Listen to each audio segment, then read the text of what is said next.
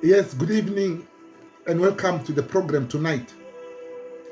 So this is the last one in our series on relationships. You know, before you solve a problem, we normally look at the figures, statistics, and say, no, we've got a problem. If you can't measure what you are doing, then you can't manage it. So numbers play a very, very important role in our strategies. Numbers play a very, very important role in the way that we do things. Numbers play an important role in seeing our effectiveness in what we do. So I just want to share some numbers on teenage sex, because some people really don't understand the kind of trouble we are in as a nation. So now these numbers, they deteriorate per decade. The numbers for 70s, in the 80s, it's gotten worse. In the 90s, it's gotten even much more worse. Now, the 2000s, things are worse. So now these are the things that we should reverse as a nation. We should reverse as a church. Look, church is the only credible organization that can be able to reverse things. But church must not be ignorant. Pastors must learn. Pastors must get degrees in sociology, psychology, medicine, science. Pastors must be everywhere. In banking, pastors must be there. Because we hold an office that can change situations. So now let me give you some information that you will find very, very interesting. This is about teenage and sex. Teenagers, and sex.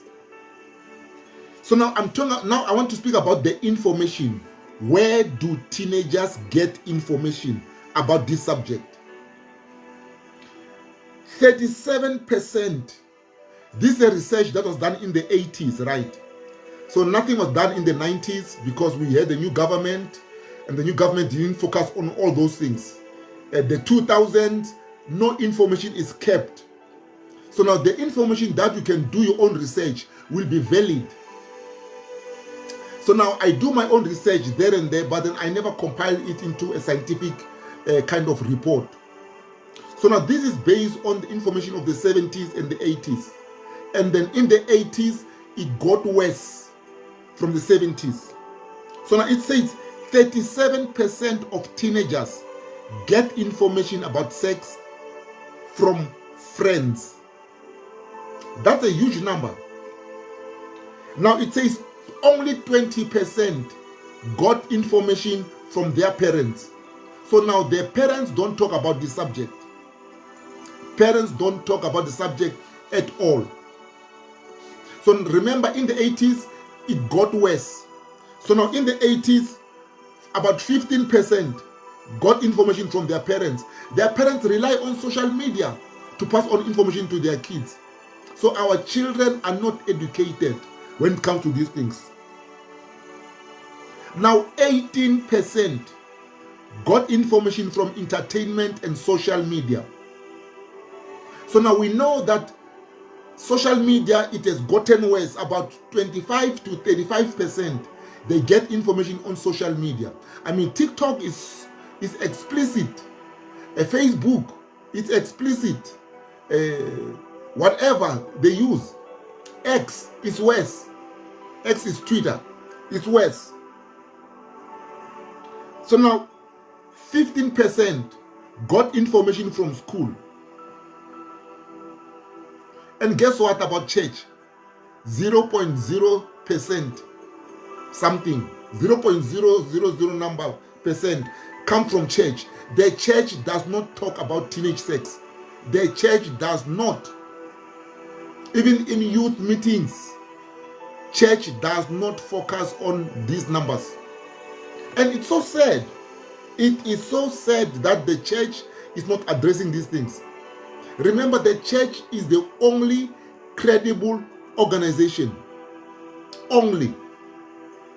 Everyone else have got their own agendas. Everyone else, they promote their own interests. So church is interested in a balance in how God created the earth to be. Now, let me share something very, very sad. I want to speak about sexual encounters.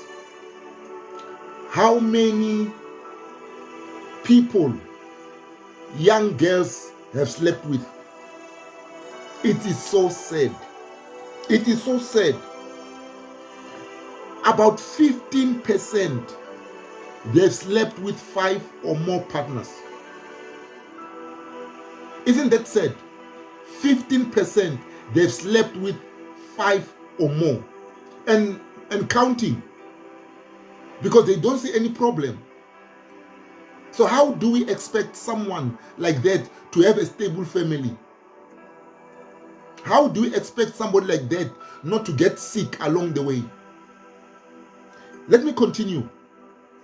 6% have had 4 partners. 29% have had 2 to 3 partners. And remember, this is in the 70s. In the 80s, it got worse. About 25% had 5 or more. 15% had 4 partners or more.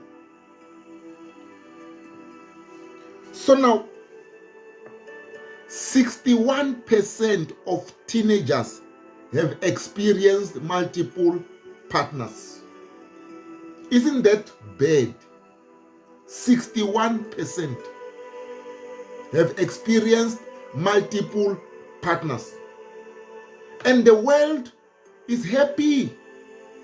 The world does not see anything wrong. Pastors don't see anything wrong. It's even happening under our noses in the churches. Why? Because we are not teaching about these things. We are afraid, we are sidestepping them. We are letting the government lead. I mean, sorry, the government cannot lead. The government is worried about the next election and getting the number of votes. They are not interested in the next 30 years of the country. No, ask any government, any politician. They don't speak about the year 2040. They don't speak about the year 2050. They speak about 2026, the next provincial election. They speak about 2029, the next national election. So now, government cannot lead. What do? Do we sit back, or do we roll our sleeves as pastors? Do we roll our sleeves as men and women of God? Do we roll our sleeves as disciples and say, no, we are taking this thing into our hands. We want to correct things. And we can only correct things with information. If you don't have this kind of information, we think things are going right out there. No, the truth of the matter is things are not getting right. I mean, you see the kind of student that is produced at varsity. I mean, you've seen them yesterday disrupt lectures at Stellenbosch University. I mean, something unrelated to the other students. Others have come in there to learn. But then others, because NSFAS has not paid, now they disrupt everybody. And you expect those people to be leaders. The kind of leadership we are creating has gone worse. And it starts here with the discipline about sex. We can see in the numbers. So now let me give you some numbers. At what age do young people experience sex? At what age? 6% at 17. 20% at age 16. 25% at age 15. So remember, in the 80s, this information got worse. Information got worse. So many children, actually the majority, experience sex from the age of 14 to 16. The majority, over 50%. 14 to 16 years of age. That's when they experience. Now you tell me if you expect those kids to focus at school. You tell me if you want those kids. I mean, maybe some of you have not even seen this. The Christmas babies that we had last year, 2024. Christmas babies. 65% of Christmas babies were born to unmarried people. 47% of those were teenagers. This is bad. This is bad. Now, the New York babies is not different. I mean, they've just discovered the New Year babies. Someone at age 12 giving birth. Age 12. Giving birth. I mean, how does a 12-year-old child take care of a baby? They are bad. They are hardly into secondary school. But then this is something that we need to correct. This is something that we need to correct. Let me give you a number again. Now I'm giving you reasons why teenagers do sex. Reasons. I mean, this researcher here from Vista University in the 70s, 80% of boys, they said they were curious. Curiosity. 58%, they said no, they wanted to impress friends. Peer pressure. Impressing friends. I mean, about 50% said because of love. I mean, what do they know of love as a teenagers? I think that one is flawed. 65% said they engaged because of pressure from the date. The person they were dating. Pressure. So now these numbers are bad. And these are the numbers that we should be correcting as a church. Look, now I'm speaking for the church. I'm speaking for ministers. I'm speaking for Christians. I'm speaking for disciples of Jesus. People who want to change the world for the better. I'm not speaking about people that want to push in the same agenda. I said, no, let it go. I'm not speaking about people who are giving these things in the hands of the government. Look, we can't blame the government. We have proven time and again that the government can't lead. The government cannot lead. The government is failing. So we need to stand up. We need to rise up as a church. So now remember, if things were better in the 70s, they got worse in the 80s. In the 90s, they got even worse. In the 2000s, my 2000 wona. If we do not jump in and help our kids, what are we going to have in the year 2100? The year 2100 is just around the corner. 2100 is just around the corner. The 22nd century. We will have no country left. We will have no young people left. We will have no morals left. So now we need to take a stand. I know that there are so many religions. By the way, next week we're speaking about religions. We're starting with African spirituality. We'll show you what lot of whatever it is. Next week we speak about religions. So, pardon, what is God's plan about life? What is God's plan? Look, the Bible is the only credible book where you get information. I mean, for people to come and say, no, but then before the white men arrived, this is what we used to do. No, let them show us evidence. No one can tell you what they were doing in the year 1200 or 1300 or 1400 when Vasco da Gama came here, when Bartholomew Dias came here. No one can tell you exactly what was happening. Nobody will even tell you that their relatives were staying where. They can't. And yet they want to have an authority into controlling you. The Bible can tell you the things that happened 4,000 years ago. The Bible can tell you what happened 2,000 years ago. And as a matter of fact, the Bible declares that this year,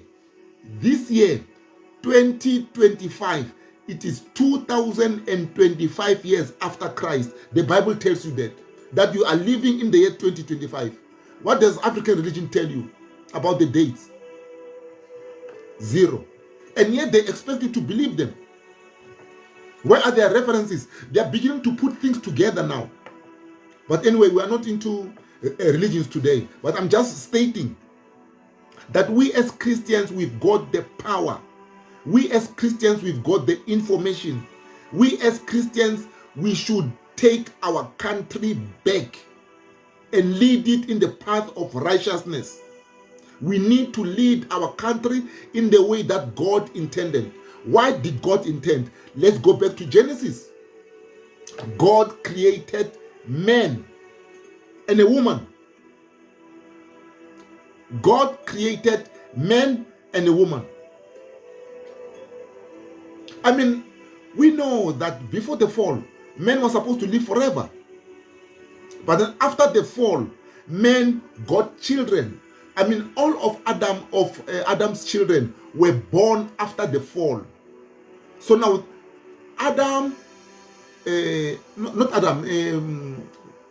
Cain, Abel, Seth, and all the other daughters that the Bible says they had, they were born after the fall. So now, Barnaba, Adam, Lee, Eva were not made in the image of God. They were made in the image of Adam after the fall. I hope you get it. That is why we have inherited sin, because we were made in the image of Cain and Abel. We were made in the image of Adam, not in the image of God. Adam was made in the image of God. I hope you get it. I hope I'm not confusing you. So now, I know some of us, we've been taught that we are made in the image of God. No, we are made in the image of Adam, who sinned. That is why we've got sin. That is why we need forgiveness. That is why we needed Jesus to restore us to the image of God that God intended right from the start. So God created man and woman. God instituted marriage in the Bible. God started marriage. He brought Eve. So now, what is happening now? I want you to understand this. When we conduct weddings, we ask who gives the bride, right? We ask who gives the bride. Normally, the father gives the bride. It's in the Bible. God brought Eve to Adam. God the Father brought Eve to Adam. He was presenting the bride to Adam. So now, can African spirituality tell you? No, they don't know. Can Islam tell you? No, they don't know. It's in the Bible. So God instituted marriage. Now we know the rest. They had kids and all those kind of things. We've spoken about intimacy. We have. Now I want to go to another topic. And then this topic, we're speaking about God's plan, right? God brought Eve to Adam, one woman. There was no Evelyn, there was no Evangeline, there was no Angelique, there was only Eve. So now you've got these people that want to pervert things. Now they want to promote polygamy. And this is something that I want us to go deep down and understand and learn. I mean, anybody who promotes it, they'll tell you good abomkhulu wethu bontate mogolo ba rona. All right, bontate mogolo, we understand. Go back into the years when I mean, you can't tell me about 1652, you don't have the history. You can't tell me about 1725, you don't know. You can't tell me about 1875, you really don't know. You can't tell me about 1500, you've got no clue. You can't tell me about 1455, you have no idea at all, you are clueless. You can't tell me about the year 1000. Why? You know nothing. So now for somebody to concoct a theory and say abomkhulu wethu used to have polygamy. No, let us go back to the Bible. God brought one woman to men. Is polygamy in the Bible? Yes, it is. Just because it's in the Bible does not make it right. I know many people will say, but then polygamy is a way of life, bobo, mang, and so on and so on. We want to promote it. No, we are going to show you what the will of God is, what God's plan is. I mean, there are many references in the Old Testament about polygamy. So remember, Jesus Christ came to restore what God intended. So that is why you don't hear of people of polygamy in the New Testament, because Jesus Christ had come restoring one man, one woman. I know people will say, but then Kuluetu and everything else. Some people are going to quote Solomon. They are going to quote David. They're all going to quote. Now we are going to go through all those things tonight. We want you to understand. Remember, God is not a demon. God does not force anyone. God does not operate on the basis of lust. So now if man has got lust, God cannot be involved. I mean, God cannot come all of a sudden and come with a whip and then whip people who are not following him. God is not a demon. God is not a lozi which forces you to do certain things. I mean, have you ever seen Amadlozi? Amadlozi will force you. We'll see that when we speak about religions next week. Amadlozi will force you. If you don't do it, they throw the tantrums. They make you sick. They make your baby sick. They take everything that you have. That's Amadlozi for you. So God is not like that. God has given us free will. So now if you want to experience your free will, if you want to exercise your free will, you are safe with God. God will not interfere in how you exercise your free will. We know that the first polygamist in the Bible is a guy called Lamech. You find that in Genesis 4 verse 19. I mean, we know Lamech was a murderer. No, go and read about him. So now you can tell that he started his life. He was a murderer, he was a sinner. So now polygamy for him was just a continuation of his sinning. No, go and read Genesis 14 verse 19. So Lamech was a murderer. We know. I mean, we know about Jacob, right? We know that at school we were even expected to know the names of Jacob's wives. Look, I can't remember who they are. I think it's Rachel and Leah. But then look at the family of Jacob. There was fighting. There was fighting. And not all sons of Jacob are actually coming from these women, from Rachel and Leah. Some of them come from the concubines or from the servants of Leah and Rachel. Not all of the 12 sons, because we go out and tell people that no, Jacob had 12 sons, but then we never speak about the many women that gave birth to those 12 sons. And we know exactly what happened in that family. Do you know what Joseph suffered? Do you know what Joseph suffered? Do you know what Reuben did to his father's So, excuse me. So now you must understand the problem of sin. Sin continues, sin over sin, sin over sin. That is why we needed Jesus. There is nothing that man could do to restore himself to God, because it was sin upon sin. Whatever we did, whatever decision we took was sin. We got worse. I mean, God could have killed us. God could have killed us. I mean, actually, He did. You remember Noah's Ark? Many people died, but men keep on making sin. What happened to the sons of Noah? Someone couldn't even keep a secret of covering his father. I mean, the daughters could not even. Oh my goodness. So man is a fallen thing. That is why we need Jesus. That is why we need Jesus. I know many people don't understand. You need to understand God's plan. Now, when you speak to teenagers out there, you need to give them this information. Remember, we are the only people with the truth. Jesus says, I am the way, the truth, and the life. We are the only people with the truth.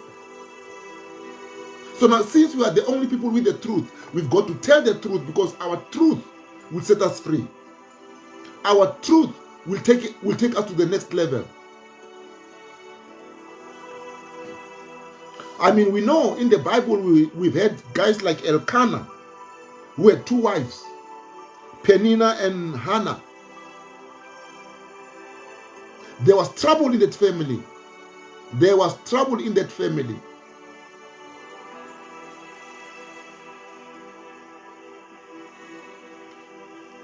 I mean, even the law, the law, you can go and read that in Deuteronomy 17, verse 14 to 17.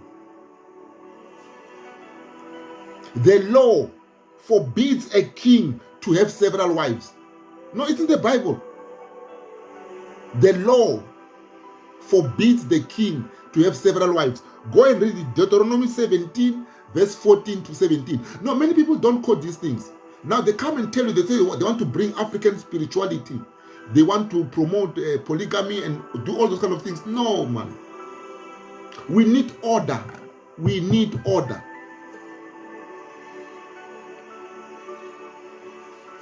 Solomon. Oh, that is a sad case, that one. Solomon had 700 wives, 300 concubines. But then if you read about Solomon, if you read his books well, he did not favor polygamy. You can find that. You can find that. Ecclesiastes 7, verse 27 to 28. Solomon did not favor polygamy. First Kings 11, verse 1 to 4. Proverbs 5, verse 18. Solomon speaks about the wife of your youth. He doesn't speak about the wives of your youth. Proverbs 18:22 says, he who finds a wife, not he who finds wives. No, it's in the Bible. It's in the Bible, and we need to to understand, we need to teach how we expect things to be here on earth. Remember, we are restoring order. We are restoring order.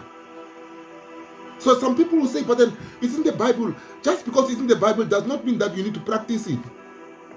It's in the Bible, yes, they stoned people that were committing adultery. I mean, how many people can die here in Kagiso alone if you were to stone everybody who commits adultery? Oh, oh yeah. How many people would die?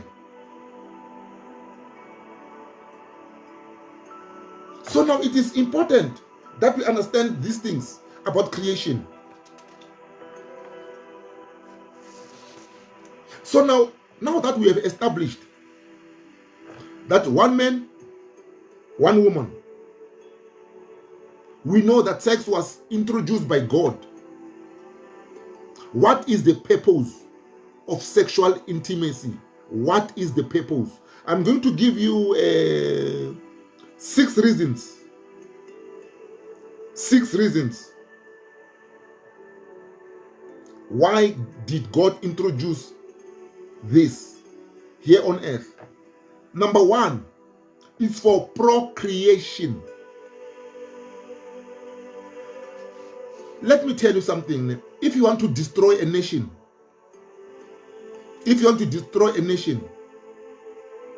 just take 2 gay people, put them in a desert or in an island, and then take 2 not homosexual,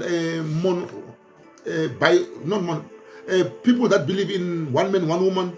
I can't remember the term now. The term has escaped me. Please, somebody help me. People that believe in one man, one woman, put them in another island. Then come back after 10 years, 20 years, and see who has increased. Remember, God said, be fruitful and multiply. Be fruitful and multiply. So let us see who would have multiplied. Look, I mean, we go to the extent of trying to promote things just because the government is promoting things. No, we do not condemn. Remember, we don't condemn people. We don't condemn people. We stay on our knees. We stay on our knees. We promote people. We love them and do everything else. But then remember, we are restoring what God intended right from the beginning. That is why we need to stand on our feet. Oh, yes, heterosexuals. Thank you, Pastor Dips. People who believe in heterosexual relationships, you put them in another island. Now they would have produced. They will be having kids, even grandkids for that matter. They would have multiplied. They would have taken the commandment that God put in here. Be fruitful and multiply. So sex is there for procreation. Number 2, it's there for an intimate relationship, to bring 2 people closer. Remember, you cannot separate sex from love. You can't. I mean, the minute you stop intimacy, let me tell you, whether you like it or not, love will die. Love will die a slow death. And the devil makes it for sure that he kills, destroys, to make sure that there is no continuity. And God's plan, that is why he created intimacy. That is why God created intimacy, to bring people close together, so that the people can be close.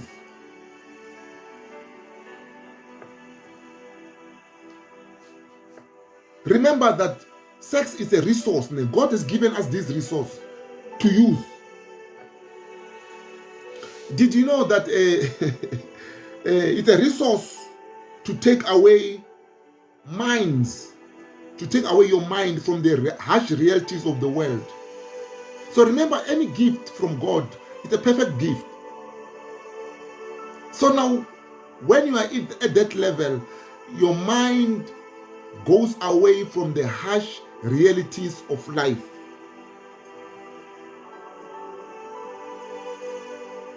So now it is important, Christians, sure, we need this kind of thing, we need this kind of teaching, and our young people must know that it's not a playing field where people go out there and play.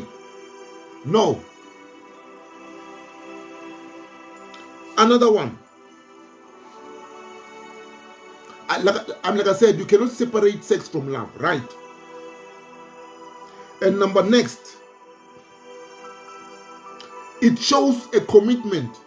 Love is a commitment. If you speak about agape kind of love, it's a God kind of love, commitment kind of love.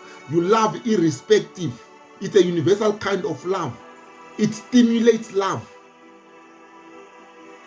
It helps you understand. It helps you understand.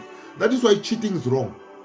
Because if you go out and cheat there and cheat there, look, we've already established that polygamy is not right. We have already established. I mean, maybe let me go back to polygamy on one matter. Some people will say, but then Abraham, look, the only one I can understand, maybe it's when you do it the Abraham's way. Abraham had one wife at any given time. He slept with Hagar with the permission of his wife. So maybe if your wife can give you permission, you can go there scripturally. But how many wives can give you permission? Anyway, let's leave it. Let's leave it. So now we need to understand these things, Christians. We need this information. We need to teach our young people. Now, another topic that I want us to speak about. Look, I've jumped a couple of things here, because these things require a one-on-one kind of speak. They need, when we go to a seminar, we open up, open up for questions, open up everything. So I can't reveal everything here on this broadcast.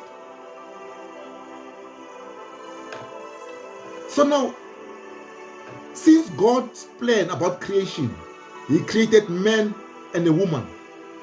We all agree, right? Man and a woman. So what is a man? What is a real man?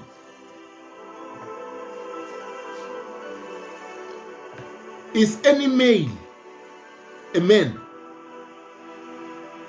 Is any male a man? No, these are the questions that you need to ask our teenagers, our young boys. That, Antoine, you are a male, but then are you a man? You must tell them that a man takes strong decisions and difficult decisions. A man is somebody who is disciplined. A man is somebody who protects. A man is somebody who does not abuse. A man is somebody who respects.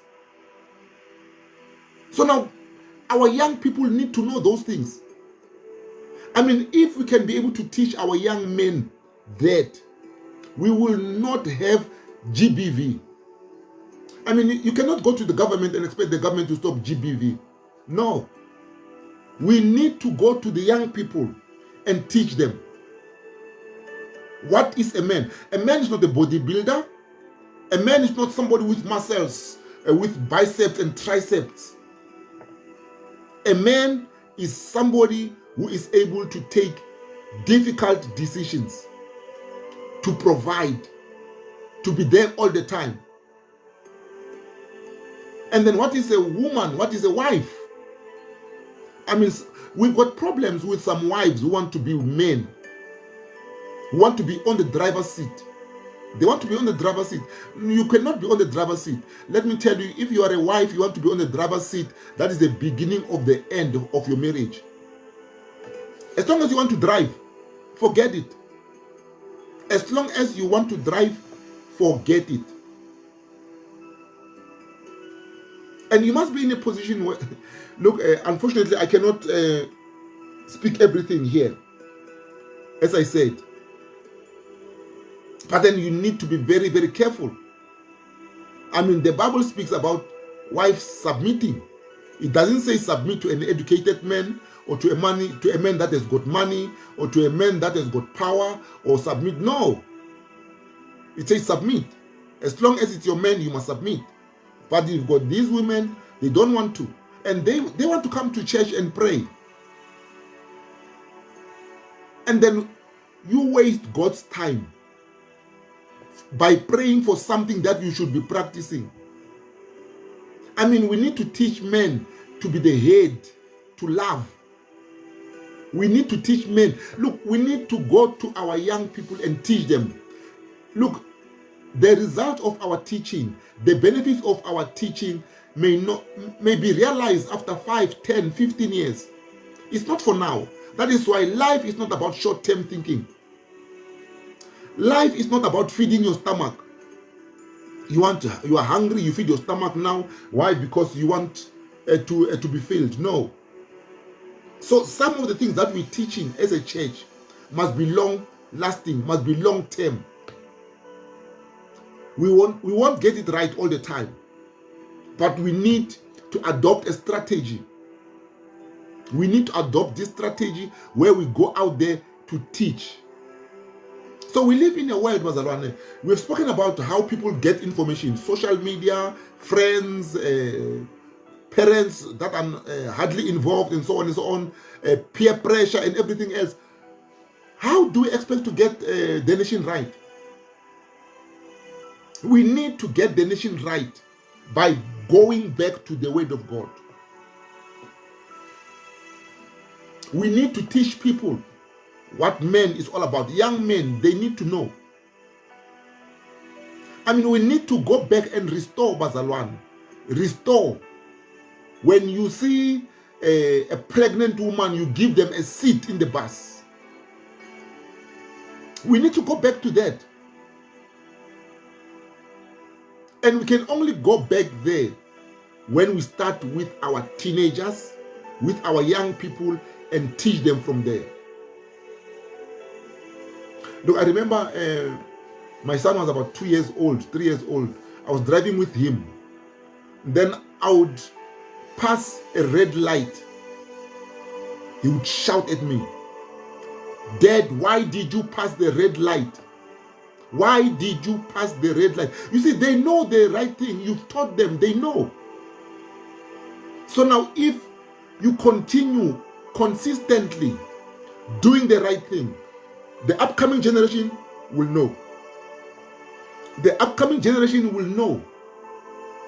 But right now, our generation that is upcoming know nothing.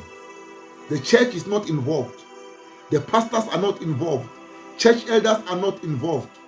Parents have given up. Drugs have taken over. No, we are restoring. We are restoring. So my time is up. There's so many things that I wanted to speak about here. I mean, things like homosexuality and all those kind of things. No. And those things, Bazalwane, were a problem in Corinth. That is why Paul is addressing them in the first book of Corinthians and 2 Corinthians. Those books, Paul was rebuking and say, guys in Corinth, correct your behavior. You've got God's mercy. You can go back and start afresh.